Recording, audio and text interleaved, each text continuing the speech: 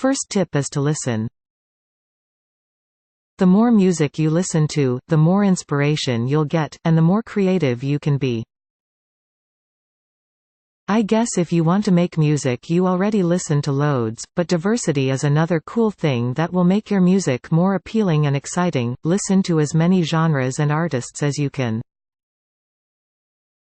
Listening to more music makes your mind ready and can help you complete a three-note pattern into a riff.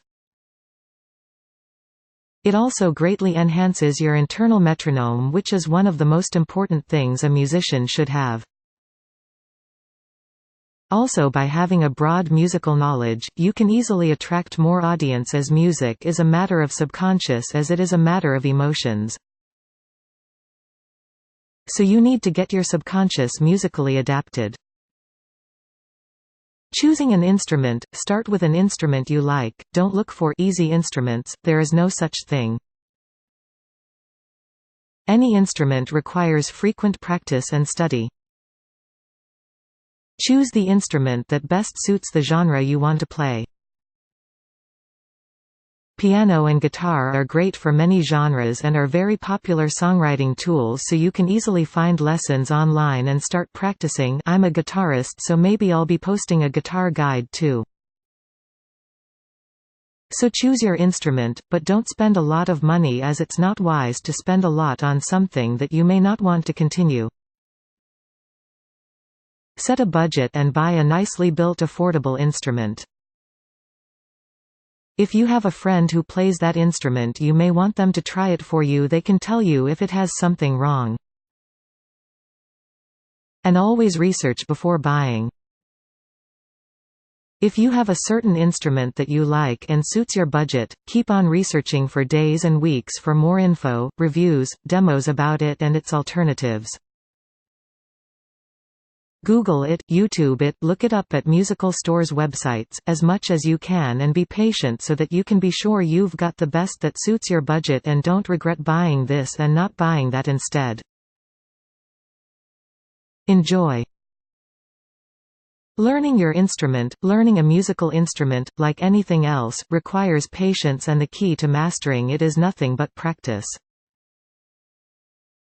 Practice as much as you can, and if you practice daily for at least 15 minutes every day, you'll get better results than only practicing 3 hours one day and not practicing others. So practice regularly. If you can afford to have a private teacher, do it. It is a shortcut, as everyone can have a different experience with the instrument, and a teacher will prevent you from acquiring bad habits. Joining a music class is also a good choice. And you can always look for lessons on the internet. Just make an email account, a precaution, and join free newsletters of sites that offer lessons for free, then read and watch. If you can pay, after checking the free lessons, go with what you feel has best helped you. One important thing: never give up. There are times when you'll feel that you are not progressing. All musicians have this feeling often, but don't let this get you down. Listen to some music, it may re-inspire you to keep practicing. Hang out with musicians, go to concerts, watch videos of your favorite artist, it's all good to motivate you. Just keep practicing, challenge yourself and try new ideas. Don't bore yourself, you must enjoy it. Isn't this your passion? Be sure that the more you work on it, the more you'll get in return. Now that you're starting to get better at your instrument, you may want to start composing. Here are some simple ideas to help you on your way.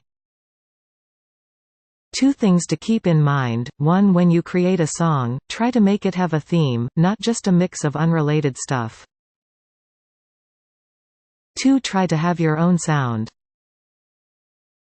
This means that when someone listens to your music, they should be able to know that this is yours. However, creating your own sound usually comes later on and takes some time.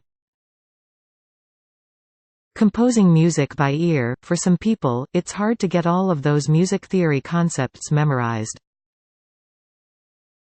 And if they already have a good ear for music, what a person like them would do is to use this great tool, their trained ears, to start making their songs. They may have a certain song idea, riff or a chord progression, in their minds, then they would transfer it to the instrument and continue building on it. For some people this is easier than music theory. It may not do well critically, but it can be popular with listeners. Composing to another song. If you listen to a song you like, it could inspire you to make a song of your own. It may give you a musical idea or a certain beat or melody to start with, so it's a very easy way to help you start making your first tracks. Just listen to the music and get inspired. Think of things you can add to it or a change you can make. It may turn into a completely different song. You can change the key of the song. You'll need to know more about key signatures, change the beat, etc. The point is to experiment with it. Composing to a sample. You can find many online sites that offer samples or loops like a drum beat or a riff. Try some out. Maybe one of them can trigger your musical head into action. Composing to a riff. Scales are one of the best ways to make riffs. If you jam with a scale, you can come up with a riff, then use this riff as a base for your song.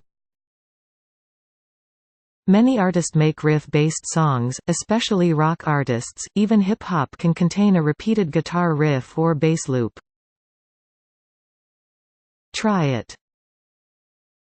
Composing to a scene or a situation. Imagine you were asked to make the soundtrack for a movie, and then imagine that movie, the scenes, the story, the atmosphere. What kind of feeling does it give you? Try to express that in music. Composing with lyrics. If you experienced a situation that you want to express, write it, then rewrite it, but try to get it more into phrases and try to make these phrases more rhythmic. Then you can try to put similar ending words. That's it, you have a basic lyric form. What you want to do now is to give it a melody, descend and ascend with them words, if you can make a musical phrase with them. Great. Just get them to feel like a song to your ears. Then you might want to experiment with a chord progression. Find one that suits these words and the mood you want them to sound like, e.g. happy major, sad minor. Building it up. Now that you have some ideas, start thinking of the song's structure. The very basic can be intro, verse, chorus, bridge or solo, chorus, outro. You can make it even simpler. Be creative. You can make a song with no chorus, give it a strong structure. If you feel a part is weakening the song, remove it. Add bridges and mini-bridges. Some variations of the verse and chorus will make it more exciting. The small things can be greatly useful. Some mini riffs and melodies make it more exciting. Don't forget the hook. It's the part of the song that stays in your head even when you're not listening to it. It can be the vocals or an instrument that makes the hook. Keep it simple. Your composing abilities will get better by trying and listening.